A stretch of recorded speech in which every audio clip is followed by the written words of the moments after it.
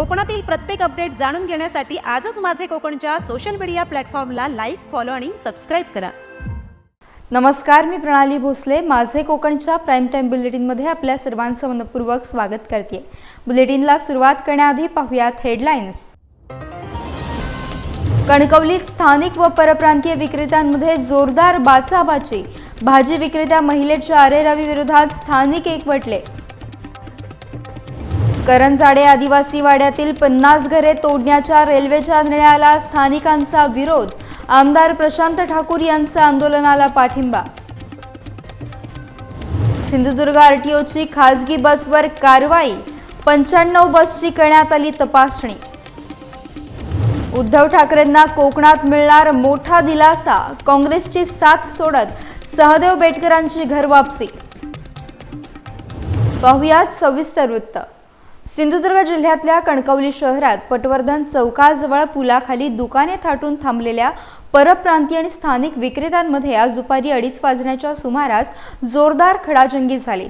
यावेळी एका परप्रांतीय महिलेने तिच्या पतीला स्थानिकांनी मारहाण केल्याचा आरोप केला, तर स्थानिक विक्रेत्यांनी एकत्र येत परप्रांतीय महिलाही नेहमीच भाजीचे दुकान लावल्यानंतर स्थानिकांसोबत अरेरावी करते असा आरोप केला। यावेळी त्या महिलेने मी भाजी विक्रेत्या संघटनेची सदस्य असल्याचा दावा केला, तर स्थानिकांनी या महिलेची रोजच अरेरावीची भाषा असते अशी भूमिका घेतली। विक्रेत्या संघटनेची सदस्य असल्याचा दावा केला, तर स्थानिकांनी महिलेची अरेरावी असते अशी भूमिका घेतली। यावेळी या महिलेने आपले भाजीचे दुकान स्थानिक एकत्र झालेल्या लोकांनी विस्कटून लावल्याचा आरोप देखील केला। या महिलेच्या पतीला कोणतीही मारहाण झाली नसून ही महिला अरेरावीची भूमिका घेऊन उद्धट वर्तन करत असते असा आरोप स्थानिकांनी केला आहे। यावेळी डीपी रोड समोर ब्रिज खाली मोठी गर्दी झाली होती। स्थानिकांना एवढा विरोध झालाय की हे लोक स्थानिक सर्व धंदे बसलेत। एक तर या स्थानिकांनी त्यांना जागा दिली, त्या जागेचा गैरफायदा करत आहेत आणि महिला वर्ग स्थानिकांच्या अंगावर येत आहे। आता तुम्हाला प्रकार सांगतो, या मार्केटमध्ये तत्कालीन नगराध्यक्ष सन्माननीय नगराध्यक्ष सन्माननीय देवीजी नलावडे यांनी सगळी पर्यायी जागा आम्हाला इथं करून दिली। त्या स्थानिक आमदारांनी आम्हाला सहाय्य केलं। या ठिकाणी मार्केट नसल्यामुळे आम्हाला इथं बसायला जागा दिली। आम्ही परप्रांतीयाला आपलेच माणसं म्हणून सामावून घेतली। तीच लोक स्थानिकांच्या जीवावर उठलेली आहेत आणि खोट्या नाट्या तक्रारी आमच्याकडे करत आहेत। सांगायची वस्तू एवढी आहे, सांगायची विषय एवढाच आहे, कारण फुलाच्या वेळी फुलं विकतात, भाजीच्या वेळी भाजी विकतात आणि हापूस नाव देवगड हापूसच्या नावाखाली करण्यासाठी आंबा डुप्लिकेट विकतात। हे लोक मासे विकतात, फळं विकतात, भंगार विकतात। मग स्थानिकांनी कुठे जायचं? ही माणसं इथल्या स्थानिकांना ही डोकेदुखी झालेली आहे। ज्या प्रशासनाने आजच्या जर इथं निर्णय नाही दिला तर सर्व परप्रांतीय आम्ही स्थानिक एकत्र येऊन प्रशासनाला पहिले आम्ही एक मुदत देऊन या सर्व परप्रांतीयाला आम्ही स्थानिक लोक इथून हाकलून देणार आहोत। जे कायद्याने काय करायचं असेल ते प्रशासन करेल।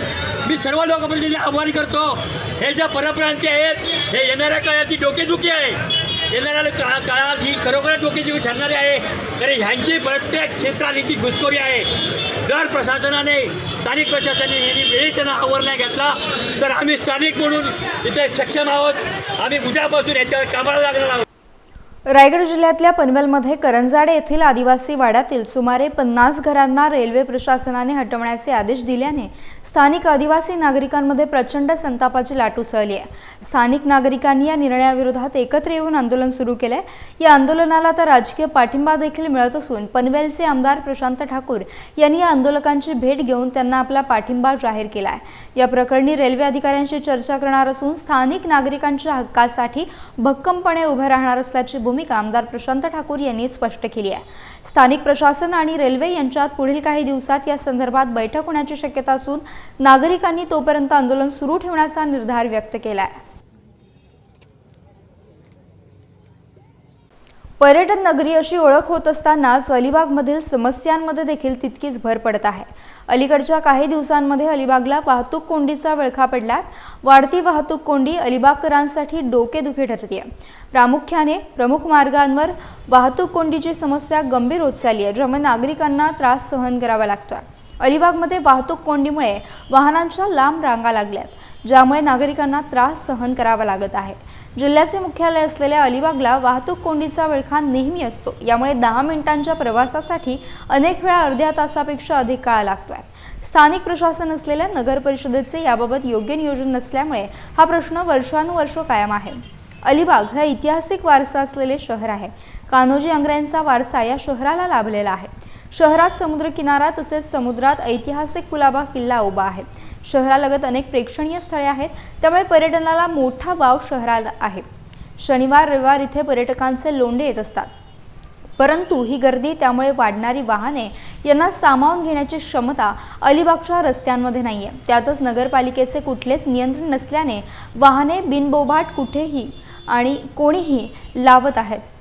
वाहतुकीला अडथळा होईल अशा ठिकाणी वाहने उभी केली जातात। नो पार्किंगचे फलक केवळ शोभेसाठीच आहेत असंच म्हणावं लागेल। ही कोंडी फोडण्याचा प्रयत्न वाहतूक पोलिसांकडून केला जातो, मात्र पुरेशा मनुष्यबळाअभावी त्यांची देखील कोंडी होतीये। संपूर्ण राज्यात माकडांच्या टोळ्या आणि इतर वन्य प्राण्यांनी गाव आणि शहराची वाट धरल्याचे अनेक घटनांमधून दिसून आले। महाडसह अन्य भागांमध्ये वन्य प्राण्यांचा राबता आता शहर आणि गावांच्या शेजारी झालाय। अनेक घटनांमधून वन्य प्राणी गावात किंवा शहरात दाखल झालेले असताना वन विभागाने पकडल्याचे दिसून आले। त्यातच जंगलात राहणाऱ्या माकडांच्या टोळ्या देखील आता अनेक गावांमध्ये शिरल्यानं ग्रामस्थ हैराण झालेत। महाड तालुक्यात अनेक गावांमधून या माकडांचा त्रास गेले अनेक वर्ष जाणवत असताना घरांची कौले काढून आतमध्ये प्रवेश करून घरातील सामान, अन्नधान्याची नासाडी करण्याचं काम या टोळ्यांकडून केलं जात आहे। याबाबत वन विभागाला अनेक वेळा निवेदन देऊन देखील याचा काही उपयोग झाला नाही। ही माकडे आता शहरातून बाहेर पडणे कठीण झाल्याचं बोललं जात आहे। भविष्यामध्ये ग्रामीण भागात होणारा त्रास शहरी भागात देखील वाढण्याची शक्यता असल्यानं वन विभागाने आणि नगरपालिकेने दखल घेणे गरजेचे आहे। रत्नागिरी जिल्ह्यातल्या लांजा तालुक्यातील आमदार किरण सामंत यांच्या प्रयत्नाने 40 वर्षांनंतर वेरवली गावातील वाडी वस्त्यांमध्ये बेर्डेवाडी धरणाचं पाणी पोहोचलंय। पाणी आल्याने ग्रामस्थांनी आमदार किरण सामंत यांचे आभार मानलेत। या पाण्यामुळे गावातील विहिरी पाण्याने तुडुंब भरले आहेत। आज या पाण्यामुळे परिसरात भाजीपाला, शेती आणि बागायतींना मोठा फायदा होणार आहे। वेरवली गावचे जागृत ग्रामस्थ श्रीकृष्ण सरदेसाई यांनी ग्रामस्थांना धरणाचे पाणी मिळावे यासाठी पाठपुरावा केला होता। स्थानिकांनी आमदार किरण सामंत यांचे आभार मानलेत। या धरणाचं पाणी सोडल्यामुळं आमच्या विहिरीनं पाणी झालं, गुराढोरांना चांगलं पाणी मिळायला लागलं, कपडा लत्ता लोकांना ते धुणं पाणं होतं। परत शेतीवाडीला सुद्धा फळझाडं लावलेली आहेत, त्या बागायतदारांनासुद्धा आता आम्हाला चांगला उपयोग होतो। आणि हे सगळं आमच्या किरण साहेबांमुळं आम्हाला हे जास्त आम्हाला फायदेशीर झालं। असं की त्यांच्या पाठपुरामुळे आम्हाला पाणी यंदा किती वर्षानं इकडं आमच्याकडं आलं। जवळजवळ 40-45 वर्षानं आमच्या या धरणाचं पाणी या आज आमच्या या इकडं दारात आलेलं आहे।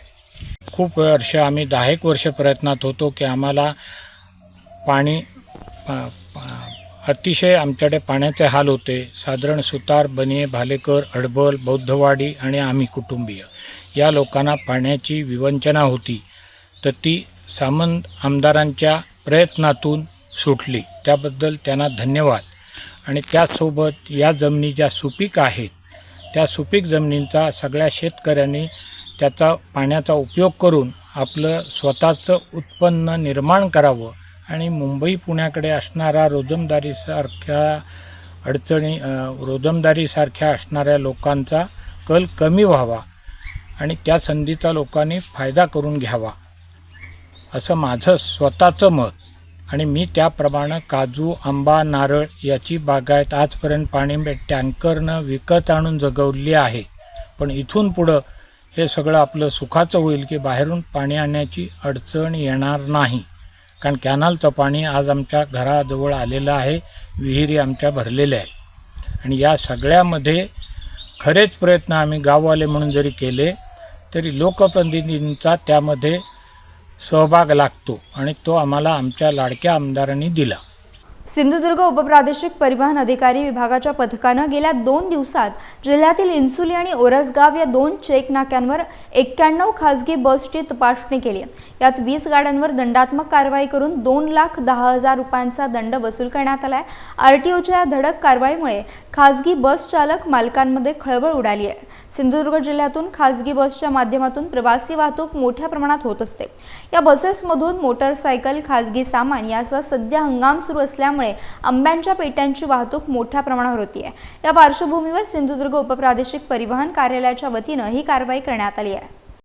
उपप्रादेशिक परिवहन कार्यालय सिंधुदुर्ग यांच्या अंतर्गत येणाऱ्या आपला सीमा तपासणी काही इन्सुली तसेच वायू पथकामार्फत मागील 2 दिवसापासून जवळपास 95 वाहनं सर्व बसेस तपासण्यात आलेली आहे। त्यापैकी 20 बसेस ह्या दोषी आढळल्या। त्यामध्ये म्हणजे आंब्याच्या पेट्या, काहीची पार्सल, कुणाच्या काही मोटरसायकल वगैरे ट्रान्सफर करणार असतील अशा वाहनावर आपण 20 वाहनावर कारवाई केलेली आहे आणि त्यामधून 2,10,000 रुपये आपल्याला महसूल प्राप्त झालेला आहे।